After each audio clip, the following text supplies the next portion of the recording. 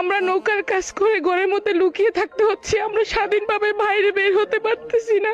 আমাকে বিভিন্নভাবে হুমকি দেওয়া হচ্ছে, আমাকে অসম্মান করবে, আমাকে বেয়াজ্জতি করবে, বিভিন্নভাবে মেয়েদেরকে দিয়ে আমাকে লাঞ্ছিত করবে।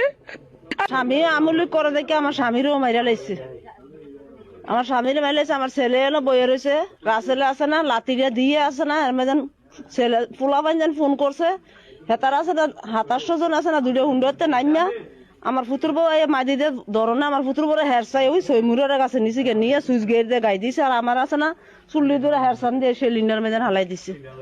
হুন্ডা দিয়ে দুই হুন্ডা মানুষ এসে আইয়া আমি ধরতাম যেন আমার সুইচ গেট দিয়ে এ মাথার ভিতরে গাই দিচ্ছে আমার স্বামীরে আমারে জালের গাই দিয়ে রাখছে। তো আমি ডাক্তারের কাছে লয়ে যেতাম, বলছি আমার যাইয়া ফুলা ফান্ডি ঘুষি দিয়েছে, এবার নাকুল টাকুল সব আলাই দিচ্ছে। আর আমি তোমার জামের লোক একটা কথা বলতাম না, আমি যে এই বসে বিয়ে বললাম আমি